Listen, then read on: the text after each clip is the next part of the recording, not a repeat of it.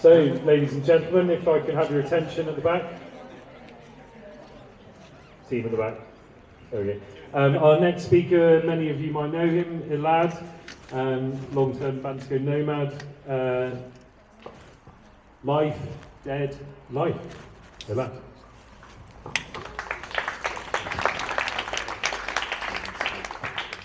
So, hello everyone. It's really I'm super happy to be back again. I was dead and now I'm back alive, so it's my second life. It's like, it's like unbelievable what has happened to me, but then I guess I'm super lucky and super fortunate, and yeah. So I will go over my story, I will tell you what happened, what led me to it, and how did I recover for it, and like actually came back to a second life, which is like much more better, much more mature with myself, and much more open. So basically, you can see a photo, 4-floor building. I was on this balcony in the Belvedere hotel, and I just jumped. I decided to jump. I decided that like, I don't want to live anymore. There is no point in life. Like, you wake up in the morning and you don't believe there is a sun, you don't believe there is anything you can do, just darkness. And I believe, and I found out there is also a lot of people that, of course, dealing with depression, that's obvious, but a lot of people like really getting to this stage where they're thinking about like, that's it, we don't want it anymore. So this is where I jumped. Actually, I went in the first day I went to Bansko, and I looked from the bottom and was like, oh, it's not so far, so high, it's okay. And so I won a second life, and now I'm building the 5th floor. Yeah, so the sentence that I want to open with is like, whatever you can do, do. Whatever you can do, don't do. So this is a sentence that got really into me when I was in the rehabilitation center. And that was like, now I'm standing and everything is fine. But back then I was on a wheelchair, I couldn't move my arms, couldn't move anything. And the process is very long, it's very slow. But then this process teaches you that like, there is a lot of things you can do and a lot of things that you cannot do. And you should not insist on the thing that you cannot do, but on the things that you can do, you should go all the way in. And the funny thing, okay, is this sentence doesn't burn in the rehabilitation center. It was born on Ozora Festival on July 24, just before the thing happened. So here you can see me and my good friend Elad. We were, let's say, not on the alcohol, we were on like very heavy drugs when it happened. And we thought about the sentence because with these heavy drugs, we can't do anything, We were just like, okay, let's do whatever we can. So for me, it was really, really funny moment. But the point, why I'm telling you this, like, because at the moment I thought about this sentence where I was, okay, pretty high on acid, okay? Yeah. It was really funny. But then, like the next day or the next 2 days, there was like a thing happened in Ozora Festival. There was a really, really big bonfire near the main stage. And there was one guy that just committed suicide. He just went inside the fire when you can, like, there is a barrier, you cannot go outside, nobody can get inside and save you. And he just killed himself. Okay, so this has happened in Ozora Festival 2024. And at that time, it was shocking. Like for me, I was like, having the best time of my life.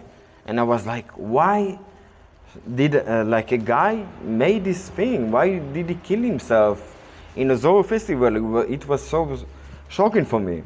But then after 6 months, I did it myself. So yeah. So I will try to explain what led me to it and what was the process that got me into this stage. So at the beginning, let's say I'm starting from July to September 24. In July 24, I was here in Bansko. Actually, I had an amazing summer, really amazing summer. Everything was great. I was working on a startup application that I had. Everything was like very nice, very going through, like very, the life was looking amazing. I didn't ever expect it. Like I had, to be honest, I had a suicidal thought before, like about 4 years before. But at that time, I felt amazing. I felt really good with myself. I felt I'm developing. I felt I'm doing something good. Then, end of September, early October, I went back to Israel. It was holidays time in Israel. And on the 14th of October 24, I decided to quit my job. I worked as electrical engineer at Intel, and I decided to quit my job and take like a 1 year of like just working on my own stuff. Living in cheap country, maybe Thailand, maybe Bansko, maybe Vietnam, and just doing my own thing.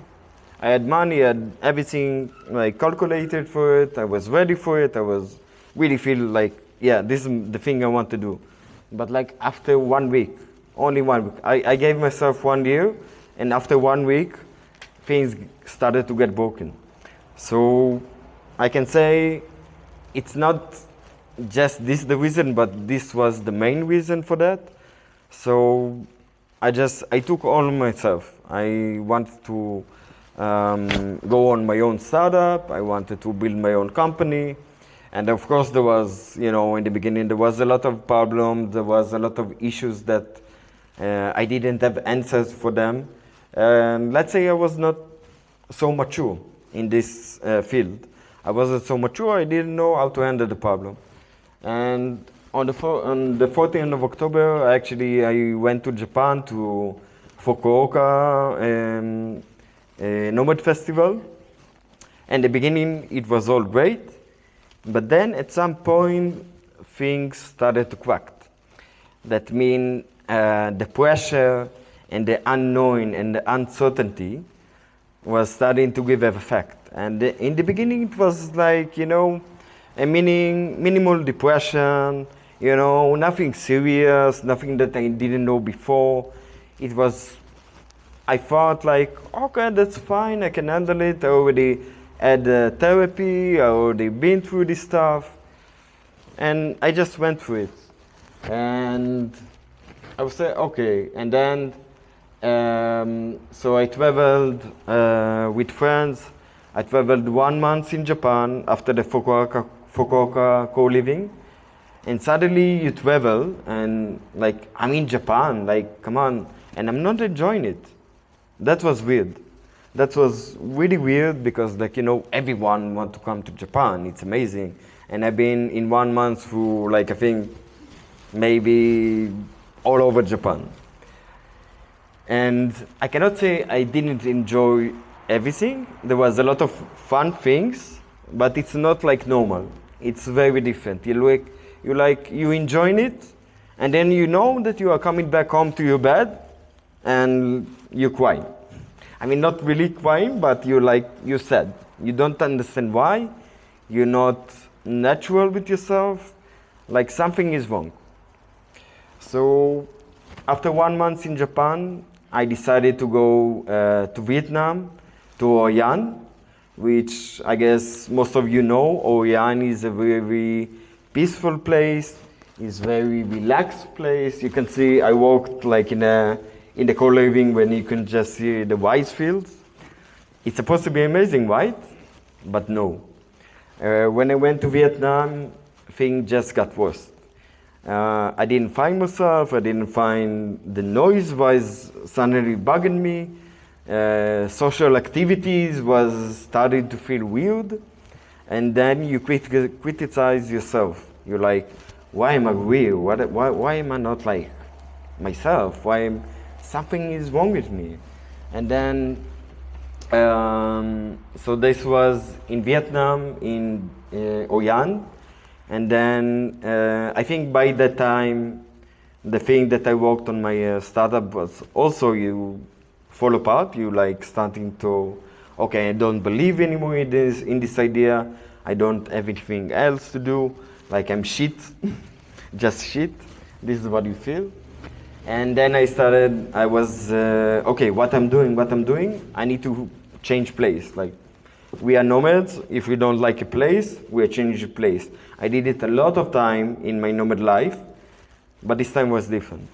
This time I moved to Da Nang, which is much bigger city than Hoi An, right?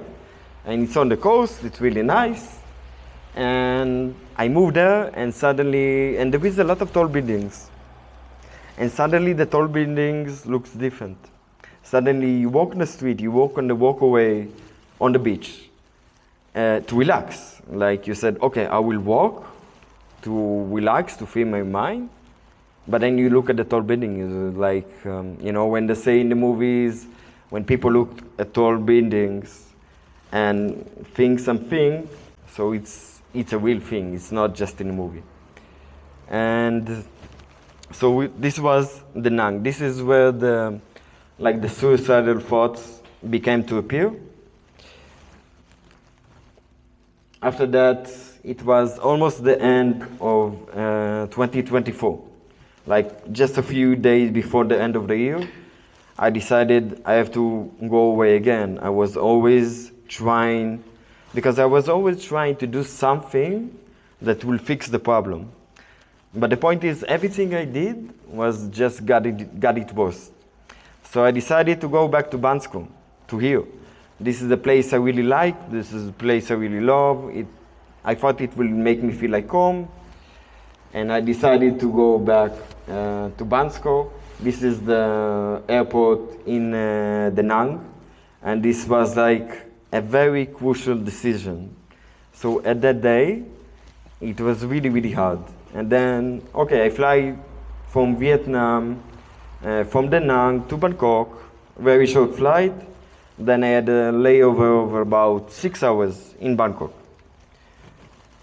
So at that point, at that day, exact day, I was feeling terrible. I was just like feeling I'm running away from my life. I didn't know what I'm doing. I didn't know what's going on. I was very lost. And the funny thing is, like, you know, I went to Thailand, right? I was just in the airport, but I was, okay, let's do massage. Let's have some fun, you know? And I went to do massage in the airport in Thailand. It was the worst massage I ever did in my life. The worst massage. Like, I left after 15 minutes, I just stand and walk. Yeah. Oh, true story. And then, so then in Bangkok, it almost happened. In Bangkok, after this massage and after the terrible day that I have, it almost happened. Again, the thoughts came to my mind, and I just went to the highest floor on the airport where the car goes, and I was standing on the bridge. I was thinking, like, that's it, I don't want it anymore, let's finish it. Because you are so suffering, the internal suffering is so difficult to handle that you're just like, that's it. And luckily, one of my best friends just accidentally called me in this point and relaxes me. So I went back to the airport, I took the flight to Europe, and I went to, the flight was to Frankfurt in Germany. Now, when I'm telling you things just got bad and bad and bad, so imagine I went to Frankfurt for the New Year Eve, and I was, okay, it's Germany, I will find some techno party, it will be fun. But no, Frankfurt is not fun. It's really not fun, especially if you go to the, it's a shitty city. Especially if you go into the central station area, Don't go there. Don't go there. It was like, I cannot say it was like full of immigrants, full of Arabs, full of like poor people. And like, I don't have anything against Arabs or immigrants. But you're walking in the street and you're fucking afraid. You're fucking afraid. Like, it was terrible. So after that, so it was 2 nights. Then I had a flight to Sofia.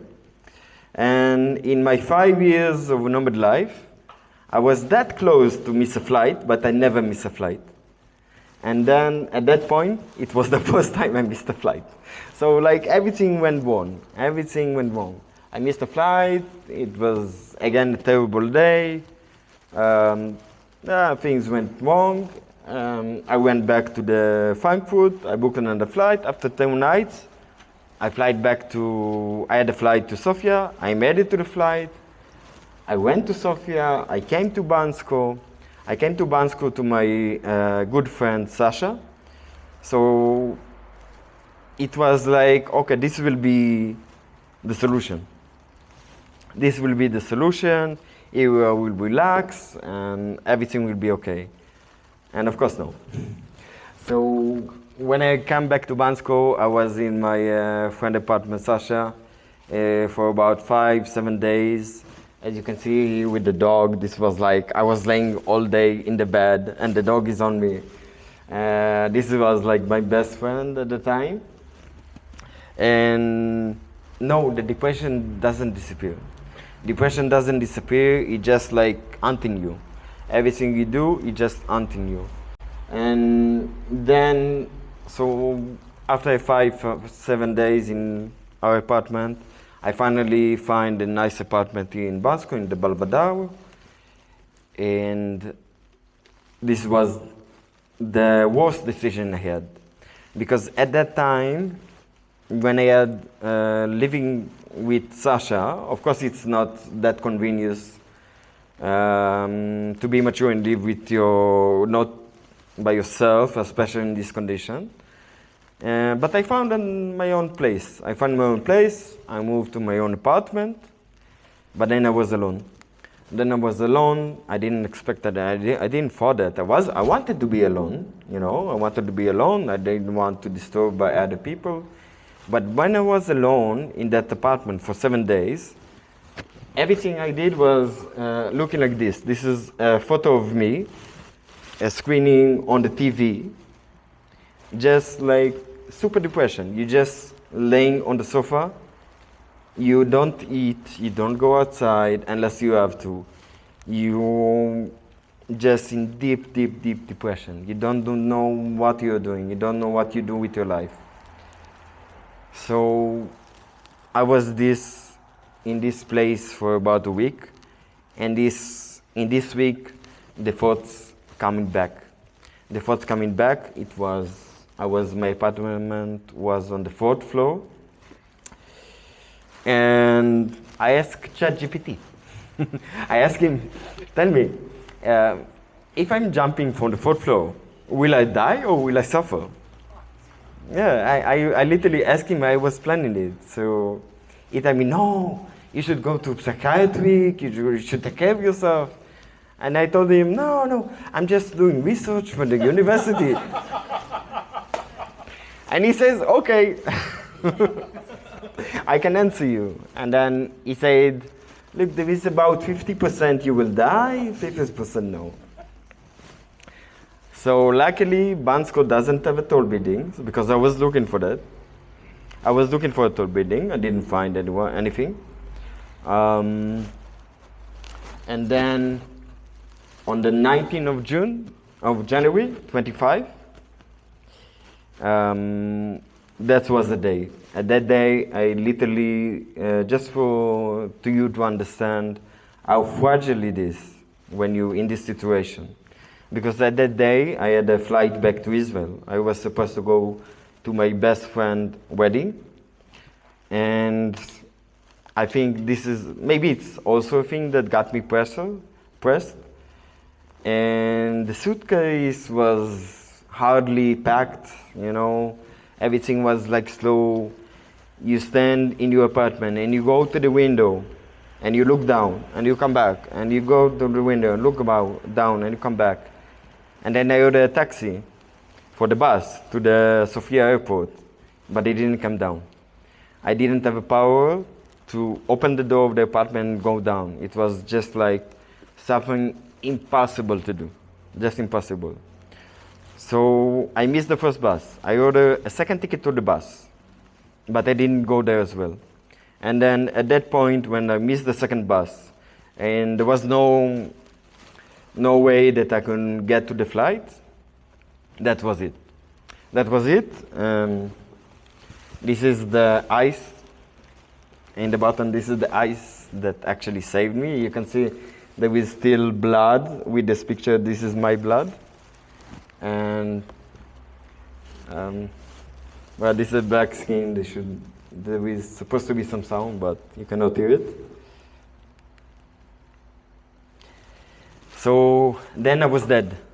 I was dead. From that point, for 12 days, I was unconscious. I was unconscious. It's like a part of my life that just disappeared. It was just disappeared, but the day after, the angels came. The day after, first of all, of course, Sasha, the one on the left, the good old friend that I was staying with, she take the thing in charge. She go to the hospital in Plovdiv because they took me on the, they took me on the ambulance to Vaslog, and in Vaslog you can not do anything, right? It's not an hospital. So they bought a helicopter that flew me to Plovdiv, and then Sasha got involved. The day after it happened, my brother and sister, because they just didn't understand why I'm not landing, why I'm not contacting, and they started to dig, and they found out like, okay, something happened. They didn't know, but they understand that something happened. And then the day after, they just took the flight. They didn't know Bulgaria. They was never in Bulgaria. It was winter. It was cold. But they just leave the family, leave the jobs, leave everything behind, and just came here to save my life. And so this is my brother and sister and Sasha. This is the donation you did. Some of you donate blood, and I know you did a lot of amazing thing for me, and maybe this is why I'm here. And this is the Vaslog ambulance. And then it was my first helicopter and private plane flight, so I think it's not so bad, I was after 12 days. They did like. They did here in Plovdiv in Bulgaria. They did the operation that actually saved my life. They stopped the bleeding. I don't know what they do, but they saved my life. Maybe they did some surgery in the end, and after when I was stable, they pushed me on the private plane with doctors, and they flew me back to Israel to get a proper treatment. So after 12 days, imagine like, I'm fucking supposed to be dead and I'm waking up in the hospital in Israel. I was like, first of all, I was not really waking up. It was like some kind of like, you wake up for a few seconds or few minutes and you absolutely don't know what the fuck is happening. You think you're dead. You don't know if you're in heaven or in hell, or what the fuck is going on, and you just woke up. So the first night when I woke up, my family was always with me, and my brother was with me that night, and I just yelled at him to kill me. Why I'm not dead? This was my thought when I wake up. I was like, everything was so unclear. Nothing was clear. I didn't understand anything, and of course I was on a lot of drugs. So this is what I understand. And I think maybe 1 week after, when I was a bit like I didn't come back to myself, but I was just able to be awake for a while. So I had illusions, and then again I yelled at my brother or sister, I don't remember. And then, what the fuck is my 3 motorcycles in Bansko? Who taking care of them?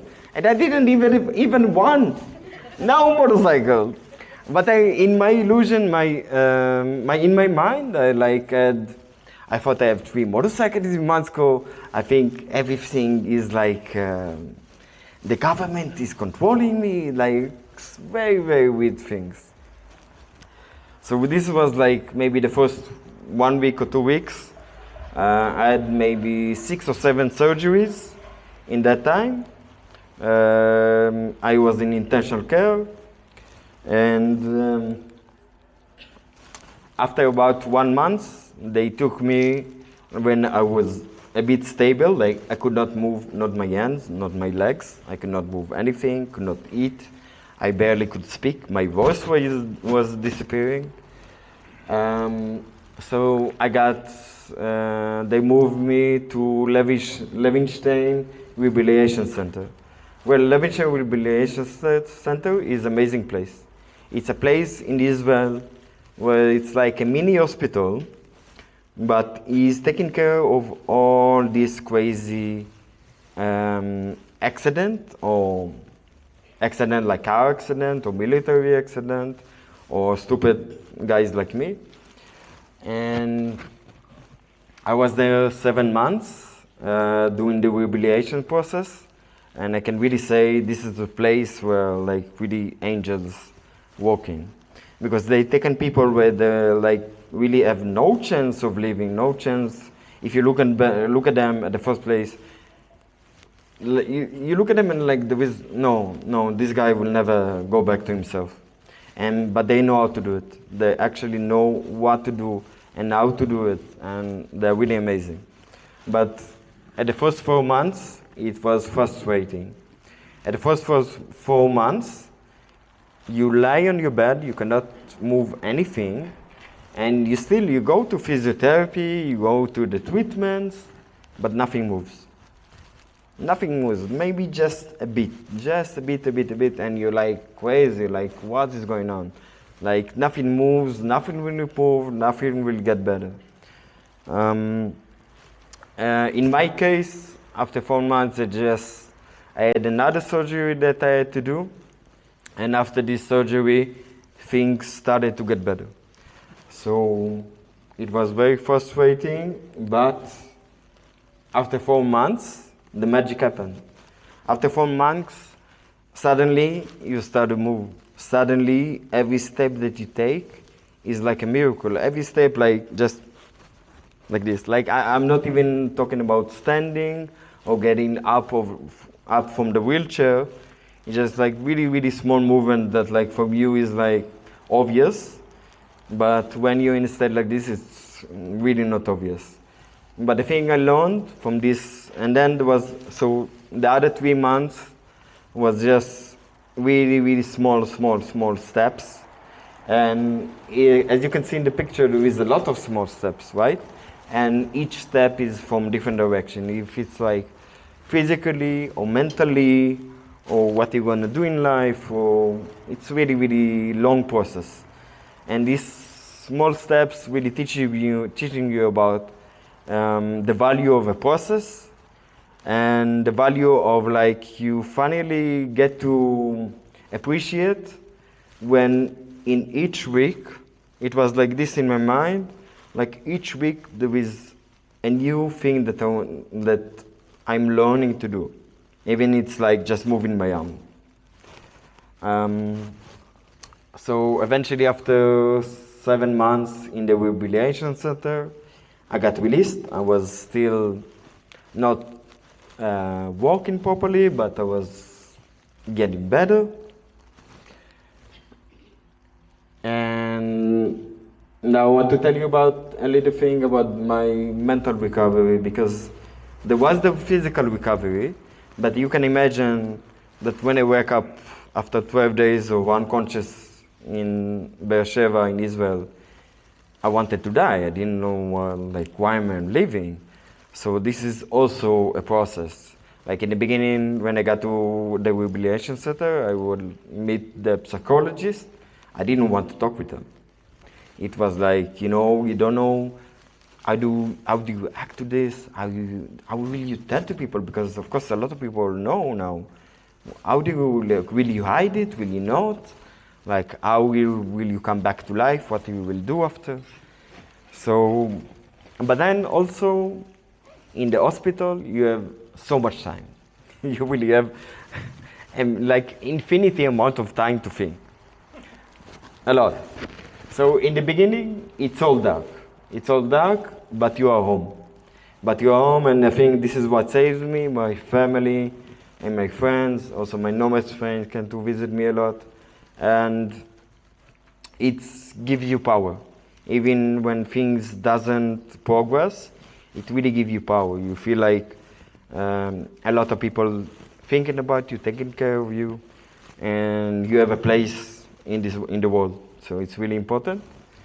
And I think by July, I was already okay. My mind was okay, but I was like still lost. I didn't know, like, because I quit my job because I wanted to do work on my own thing, and then you can imagine, like, okay, now I'm afraid. Look what happened. I'm afraid, and then so I didn't know what I'm going to do. I didn't know where I'm going to live because what will I go back to live in Israel? I was a nomad. So it was super strange, like super thoughts, like what will I be able to do? I didn't know if I could do like this. I didn't know if I could stand here talking with you. It was really unclear. And I tried to think. I had a lot of time, but I didn't find any solution, anything. Like I just was lost. And then at one moment, I said, okay, fuck it, fuck it, I'm a nomad, I was a nomad, let's stay a nomad, let's not decide, right? We don't like to decide. So I was just turning off all the input in my mind with this decision. I turned off every thinking in my mind, and it was amazing. It was amazing. I think it was the first time in my life that my mind was totally empty, like nothing, really nothing. It was like, it was kind of a freedom, but a freedom that, okay, you cannot move, but your mind is free. So it was a few months like this, when the mind is free, and I just didn't care. After everything I've been through, I just didn't care what will be. I was, okay, let's see. And then, so it was like this, and then after I got released from the hospital and I got back to live in my hometown in Beersheba, I just decided that I will keep the way of nomad life. I will take apartment for about 2 or 3 months, and then let's see where I go from there. And then when I got back out of the hospital and I got back to life, then you start to feel the power. Then you start to feel that the coming back to life, every step that you take is amazing. Every step that you take, a new thing that you do,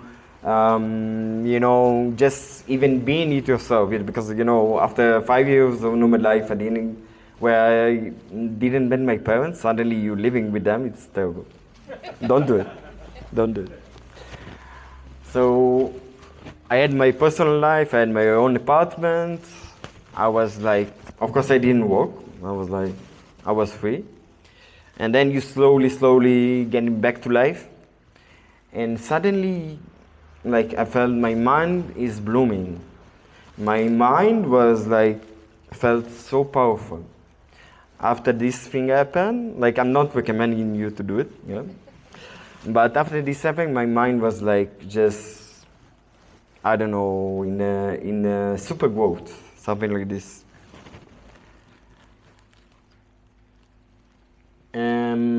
And I can say the peak point. So the peak point in January this year, 26. It's a very funny story, but not for now. I went on a trip to Italy Canary Islands in Fuerteventura and Berlin, 1 month. But I fly without a passport. I fly without a passport, no credit cards, no nothing. So it was very spontaneous. But the point is, in Fuerteventura, I was traveling. Felt so amazing. And my peak of traveling was when I got in the beginning of a volcano. This is the picture from there, where you can see the volcano. It was all green underneath because, like, after a few years they had some rain, so it was amazing. And finally, you understand what you're going through. You're going through a volcano eruption. This is what I felt after the coming back to life, that everything is exploding, of course, in a good way. Like, every part of my life is just rebuild. We create, we build, we born, whatever you call it. And then my second life insight, this is what I really want to share with you. So the first one, there is a really cheap parachute you can buy in AliExpress, right? I didn't thought about it before, but now that I check, there is a lot of options. But the real insight is, first of all, life is beautiful. I knew it before the crisis. I was really enjoying life. But then, things change. Maybe it's also my mental, maybe mania depressa, maybe other stuff. I guess not everybody is going through this. But there is a lot of people that are going through this. But I had a really great life before, and now I have even better life, amazing life. But I also learned that life is a process. You really learn that life is amazing, but it's also a process. The second thing is that you learn that hard times can pass exactly like good times. So I was suffering a lot. But then today, I'm not really remembering it, like I'm really having the best time of my life right now. And the suffering, you just forget it. So in life, you're going through a process, you're going through some difficult time, but you should remember that it's not permanent. It will pass anyway. Also the good, also the bad. The third thing, that I was really lazy. Not lazy, but I was quite lazy before that. Like, I was always postponing things. And after this thing, I was like, okay, there is no time to waste. Like, I'm not wasting any time anymore. If I want to do something, if it's something that I like, if it's something that I want to fulfill, I'm doing it now. Not tomorrow, not in 1 hour. If it's now, it's now. Like, there is no point of wasting it or waiting. Why to wait? And again, to the sentence that I started with is, whatever you can do. It's very important. And the thing that is even more important is that you should believe that there is much more things that you can do than you think. So this is like a really big thing that I learned, because before that I really tried to do a lot of things, but I was really afraid. I was really anxious. I didn't really believe in myself. But after you jump for the fourth floor, you and stay alive, so you understand you can do a lot of things. And again, mental health can be so fragile. So imagine if that best friend didn't call me when I was in Bangkok, maybe it would happen there. But if someone else would have called in the same day, maybe I wouldn't speak right now. Maybe I will just go back to Israel, took a proper therapy, and everything was okay. So you just cannot know. Now,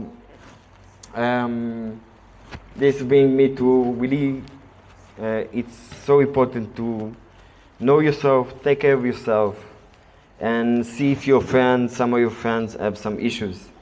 Now, it doesn't mean, because I had friends when it happened, I was in contact with some of my friends, and they were like calling me at least one time a day. And it was great. It kept me alive. It really, really, really kept me alive. Like, they were not pushing too much. They was not digging too much. They were giving me the space I need. But you know, I knew that like in every few hours, I will get the message or call. But at the same day when I jumped, I didn't get any call. I was supposed to go back to Israel, so everyone were expecting for me to come back. And then I didn't get any call. Maybe if someone accidentally even called me, maybe it wouldn't happen. So the thing with these cases is can be so fragile. So just if you know someone or for yourself, just take care. Like put an eye on it. It's really important. And afterwards, when I'm blooming my mind, so ADHD is super amazing. And yeah. This is the tattoo that I did. I had one on the leg and one here on the arm. After I got out of the rehabilitation center, it says, "Love life, you only live twice." It's like YOLO, you only live once. So for me, it's you only live twice.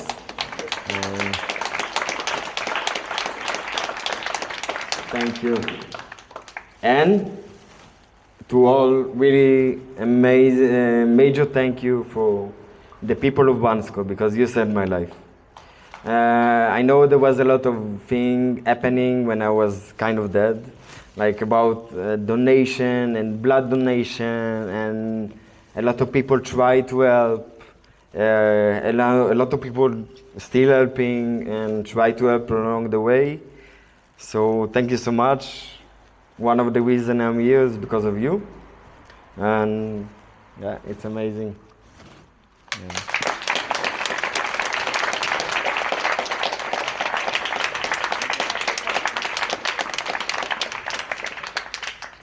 Yeah, so thanks again, and I don't know if there is left time for questioning.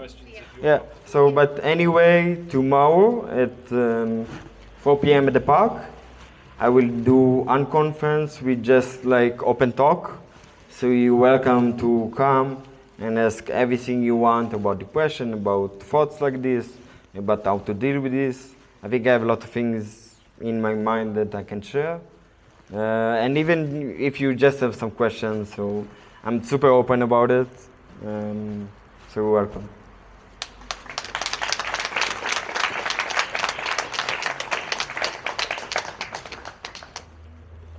Yeah. Hi, sorry. Your story really resonates with me. I know 20 meters rock climbing as well, so I know what it's like to fall off. I have a few questions for you. So, what went through your mind when you were falling? Speak up. Yeah, I don't. Do you want to stand up, maybe? What? Do you want to stand up so we can hear you better? What went through your mind when you were falling? What injuries did you sustain? And how much was your medical bills? Because I fell 20 meters rock climbing, so I understand. Okay, so it was like 4th floor, so it was only 14, not 20. I don't remember anything for the fall. I only remember like what I did before the fall, but then I guess it was like kind of a blackout, and it's like disappeared from my mind. I don't remember anything. And it wasn't painful, the fall, because I didn't felt anything. So, I don't know. The thing I landed actually on my feet like a cat. So I crashed my right ankle. I broke the hips. Yeah, I broke the hips and the right hand. I had a lot of muscles injury. For example, in the first 4 months, this hand, I didn't get broken. It didn't get broken, but it was like this. I could not move it. Only after about 4 months, with the treatment, with electrical pulse, it started to get back to normal, and now it's okay. So I was very lucky because I didn't hurt my back. I hurt my head, but I didn't hurt my mind. So yeah. Yeah, very lucky. Thank you. So I know that depression and ADHD both are Mhm. It's amazing that your takeaway from this experience is empowerment and not shame. I'm wondering how your relationship with shame has changed since the. Yeah, when I wrote down ADHD is amazing, is because it's after the what happened. Of course, maybe some of the what led me to that was ADHD. It was not the first time of being in depression, not the first time of having a suicidal thought. But after everything that happened, like I really felt I can like somehow manage my ADHD. The shame was disappear because I managed to get back to my life, and I think like after you jump for the fourth floor, like okay, what can else go on? So, yeah. So when was the first time when you had suicidal thoughts? What was happening in your life at the time? So I can say in one sentence that also here and also back in 2022 when the first like major depression happened, I just felt that I'm not in my place. I just felt I didn't live the life I wanted. Back in 2022, it was after 1 year of the first year of digital nomading. I didn't know I'm nomading, but I was just traveling 1 year out of COVID things. And then I came back to Israel, but I wasn't ready. I wanted to go back abroad. I didn't like my job. I didn't like what I'm doing. I didn't like where I'm living. And it got me into this state. I had a suicidal thought. I had a motorcycle. I was going with a motorcycle from Beersheba to Tel Aviv. And I was like, okay, it's very easy to but I didn't do it. Started to taking care of myself. I also back then I used, what's the name, some pills that help you regulate yourself. And after it was the first time, so it took me about 6 months to get out of it. But I also learned a lot in that period.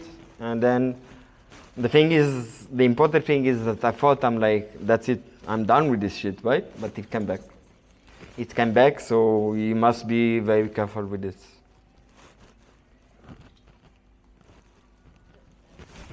Do you feel like now you've learned to recognize the early signs better, and that if ever you had an episode like this, you would be able to seek help earlier?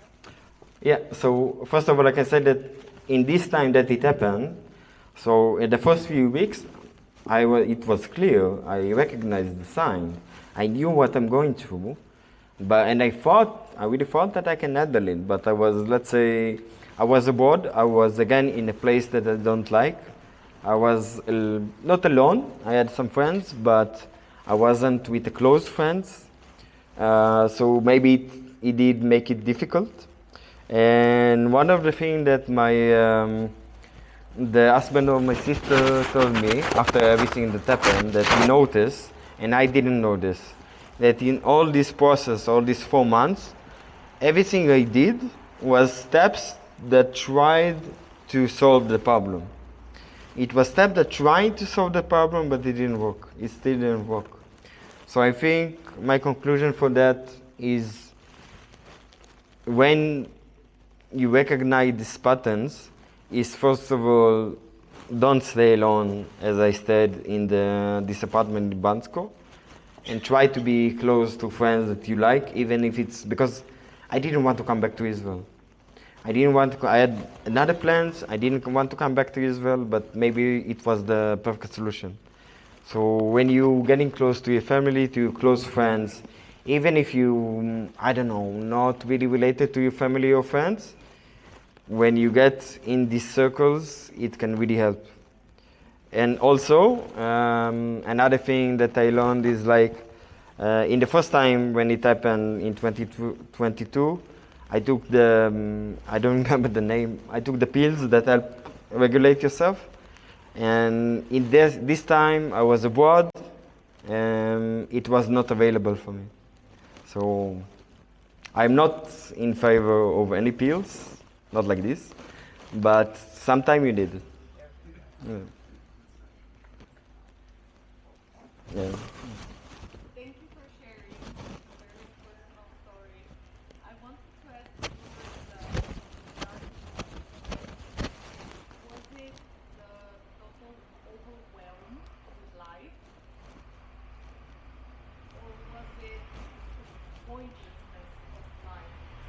It was the point of this. You lose meaning for life. Definitely. It was the thought that again, you woke up in the morning and you see the sun outside, but you don't believe it. You don't believe there is sun, you don't believe anything good can happen today. Even I think 2 days because before it happens, there was a party in the, what's the name of the bar? Contra Bar, in the Contra Bar.